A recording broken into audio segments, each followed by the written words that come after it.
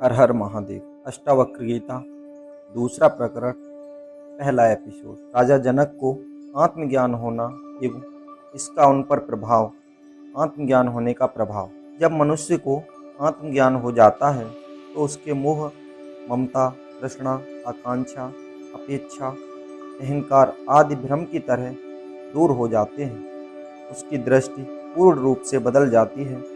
शरीर, मन, प्रकृति से संबंध छूट जाता है। वासना विलीन हो जाती है।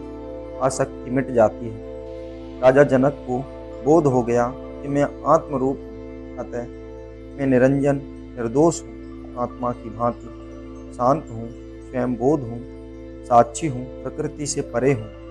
मोह के कारण मनुष्य को वास्तविकता का ज्ञान नहीं हो पाता। पाप, पुण्य, कर्म आदि का मायाजाल जो कि अहंकार के कारण होता है तथा जिसके कारण मनुष्य अपने को कर्ता समझता है, वह छूट जाता है। यथार्थ का ज्ञान होने से ज्ञान रूपी अग्नि में सभी विकार भस्म हो जाते हैं। आत्मज्ञान की अभिव्यक्ति करते हुए राजा जनक कहते हैं कि मैं शरीर नहीं हूँ, आत्मा हूँ, अतः मेरी यह देह मुझी से प्रकाशित है। यही आत्मा मैं हूँ, वही संपूर्ण जगत की भी आत्मा है। यह संपूर्ण जगत चैतन्य तत्व से प्रकाशित हो रहा है। अहंकार वश, मोह वश जिसे मैं अपना कहता था, यह मेरा नहीं है, सब कुछ ईश्वर का है। आत्मा से पृथक इस जगत का कोई अस्तित्व नहीं है। आत्मा और परमात्मा में अभिन्नता। राजा जनक को आत्मज्ञान होने से उन्हें आत्मा का स्पष्ट स्वरूप दिखाई देता है। उन्हें ज्ञान हो गया कि आत्मा और परमात्मा भिन्न नहीं है। वे कहते हैं कि आसक्ति वश में शरीर को अपना समझता था, संसार को जिस दृष्टि से देखता था वह सब छूट गया। राजा जनक के त्याग नहीं किया, घट गया। त्याग किया नहीं जाता। जहाँ त्याग करने का भाव होता है वहाँ अहंकार एवं कर्तापन उत्पन्न हो जाता है। वास्तव में त्याग बोध का प्रतिफल है। सत्य एवं शाश्वत का बोध होने पर असत्य एवं अनित्य छूट जाते हैं। छोड़ने का प्रयास नहीं करना पड़ता। त्याग का अर्थ है किसी वस्तु को छोड़ना नहीं, प्रत्युत ऐसी दृष्टि उत्पन्न करना है जिससे ज्ञात हो सके कि यह सब ईश्वर का है, मेरा कुछ नहीं। ईशावास्य उपनिषद कहता है कि जो कुछ सृष्टि में है वह ईश्वर का है, इसलिए उसका त्याग पूर्वक भोग करो। आत्मस्वरूप का बोध हो जाने पर संसार, शरीर आदि के प्रति जो भी आसक्ति है सब छूट जाती है। समस्त आत्माओं में अभिन्नता। स्वयं की आत्मा का बोध होने पर यह भी बोध हो जाता है कि समस्त आत्माएं भी भिन्न भिन्न नहीं हैं। यह समस्त विश्व भी आत्मा से भिन्न नहीं है, प्रत्युत आत्मा का ही फैलाव है, उसी का अभिव्यक्ति है, उसी का रूप है। मन के स्तर तक भी भिन्नता का अनुभव होता है। आगे सब भिन्नताएं समाप्त होकर एक तत्व का बोध हो जाता है।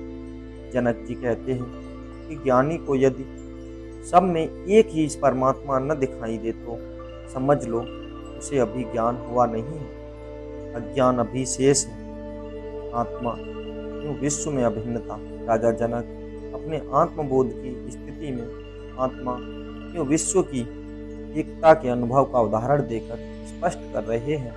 वे कहते हैं कि वस्त्र दिखाई देता है किंतु वह तंतुओं से निर्मित है, मूल तंतु ही है, क्योंकि बिना उसके वस्त्र नहीं बन सकते। इसी प्रकार आत्मा रूपी तंतु से ही यह विश्व बना है, फिर वह आत्मा से भिन्न कैसे हो सकता है। वस्तुतः आत्मा ही वह मूल तत्व है जो विश्व का आधार है। वैज्ञानिक इस मूल तत्व को विगुत कहते हैं। यह विगुत भी चैतन्य आत्मा का ही शक्ति है। मूल तत्व विगुत नहीं, चैतन्य आत्मा है, एवं उसी का सारा फैलाव है।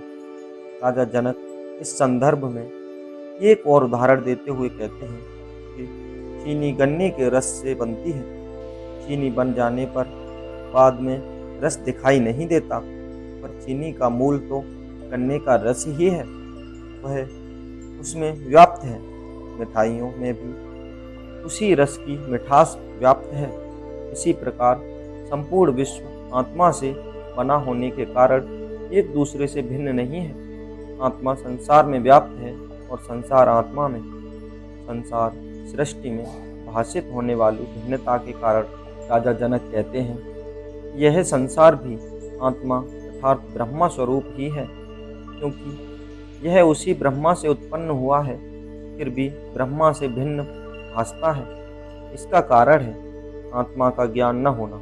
जब तक आत्मा का ज्ञान नहीं होगा, यह संसार भिन्न प्रकार का प्रतीक होगा, अन्यथा यह संसार आत्मा स्वरूप ही है। इस सूत्र की महत्वपूर्ण बात यह है कि जिसको आत्मज्ञान हो जाता है, उसका संसार स्वतः छूट जाता है। संसार छोड़ने से आत्मज्ञान नहीं होता। राजा जनक का अनुभव है कि संसार, लोभ, मोह, क्रोध आदि छोड़ने का प्रयास करने की बजाय संसार को अनुभव जन्य बनाना चाहिए। संसार में रहकर उसका अनुभव प्राप्त कर लेने पर वह स्वतः ही छूट जाएगा, छोड़ना नहीं पड़ेगा। संसार अनुभव प्राप्त करने की प्रयोगशाला है, इसमें रहकर अंतःकरण की शुद्धि की जा सकती है, किंतु आत्मा को जानने की प्रक्रिया इससे भिन्न है। आत्मा के अज्ञान के कारण ही संसार भासता है, उसके ज्ञान से नहीं। आत्मज्ञान के बाद भी संसार तो रहेगा ही, पर जैसा अज्ञानी को दिखाई देता है वैसा ज्ञानी को नहीं दिखाई देगा। ज्ञानी कहता है, करने वाला परमात्मा है, तुम अपना कर्ता भाव छोड़ दो, साक्षी बन जाओ, दृष्टा बन जाओ। साक्षी का अर्थ अकर्मणता नहीं है, केवल कर्तापन से ही अपने को मुक्त करना है। आत्मा के गुणों और स्वगुणों की अभिन्नता। राजा जनक आत्मज्ञान की अनुभूति के संदर्भ में कहते हैं कि मैं आत्मा स्वरूप, अतः आत्मा के समस्त गुण मेरे ही हैं। यह आत्मा स्वयं प्रकाश है, वस्तुओं में दिखाई देने वाला प्रकाश भी उसी का है। यह समस्त संसार आत्मा के प्रकाश एवं उसी के तेज से प्रकाशित हो रहा है। यह चैतन्य तत्व का प्रकाश जो गुप्त रूप से सभी में विद्यमान है। आत्मज्ञान हो जाने के फलस्वरूप उनका संसार के प्रति भ्रम दूर हो जाता है। वे अनुभव करने लगे कि मेरा वास्तविक स्वरूप यह चैतन्य आत्मा है, शरीर नहीं। इसी प्रकार संसार का भी वास्तविक स्वरूप आत्मा है, भौतिक पदार्थ नहीं। अज्ञानवश वास्तविक जैसा दिखाई देने वाला यह संसार सीपी के समान महत्वहीन है, किंतु चांदी के समान मूल्यवान दिखता है। सर्प के समान दिखाई देने वाली रस्सी के समान निर्जीव है। राजा जनक को अनुभव होने लगा कि यह आत्म तत्व ब्रह्मा वह मूल तत्व है, जिससे वह एक सारा संसार उत्पन्न हुआ है। संकल्प से चेतना में तरंग उठी, वही चेतना सृष्टि रूप में विकसित हो गई और चली ही जा रही है, किंतु प्रलय की स्थिति में यह पुनः उस ऊर्जा में परिवर्तन होकर अरूप, निराकार, अव्यक्त में लीन हो जाएगी। राजा जनक आत्म तत्व की विशेषता बताते हुए कहते हैं कि मैं आत्मा होने से नित्य हूँ, अतः ब्रह्मा से लेकर क्षण पर्यंत समस्त जगत का नाश हो जाने पर भी मेरा नाश नहीं है। यह ब्रह्मा पारमार्थिक सत्ता है, इसे किसी ने नहीं बनाया, नहीं प्रत्युत इसी से सब बने हैं।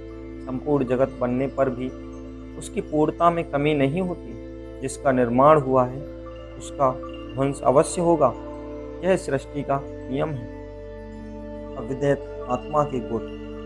राजा जनक को आत्म तत्व एवं उस ब्रह्मा की पूर्ण अनुभूति से समग्र ज्ञान हो गया। वे आश्चर्यचकित होकर स्वयं को नमस्कार करते हुए कहते हैं कि यद्यपि मैं देहधारी हूँ, फिर भी अद्वैत का बोध हो गया है। सामान्य तथा अज्ञानवश देहधारी स्वयं को परमात्मा से भिन्न मानते हैं और आत्मा को भी सभी देहों से भिन्न मानते हैं। अज्ञानी ही सुख, दुख, राग, विराग, ममता, आसक्ति, जन्म, मृत्यु, पुनर्जन्म आदि को लेकर आत्मा को भिन्न भिन्न मानते हैं। यह सब गुण शरीर एवं मन के हैं, पर अज्ञानवश आत्मा पर आरोपित कर दिए गए हैं।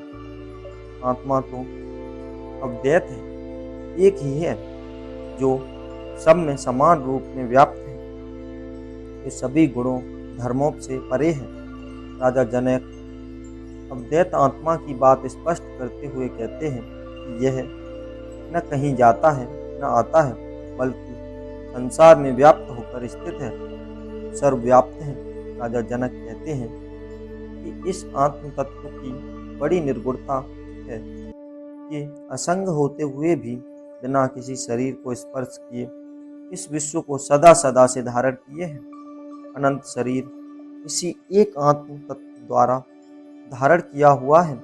इसीलिए यह आत्मा व्यक्तिगत नहीं है, प्रत्युत विश्व आत्मा है। यह आत्मा का विशिष्ट गुण है। राजा जनक आत्मा के बारे में कहते हैं कि मैं आत्मरूप हूँ, अतः मेरा कुछ भी नहीं है। आत्मा असंग है, कर्ता एवं भोक्ता से मुक्त है। वह केवल दृष्टा है, साक्षी है। उसकी उपस्थिति में भी सब हो रहा है। सभी शारीरिक भोग मन एवं इंद्रियों के विषय हैं, आत्मा के नहीं।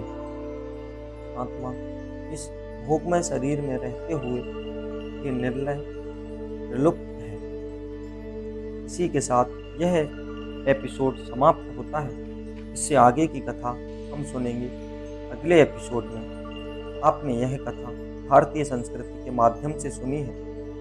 कृपया भारतीय संस्कृति को ज़्यादा से ज़्यादा बढ़ावा दें। हर हर महादेव, हर हर महादेव।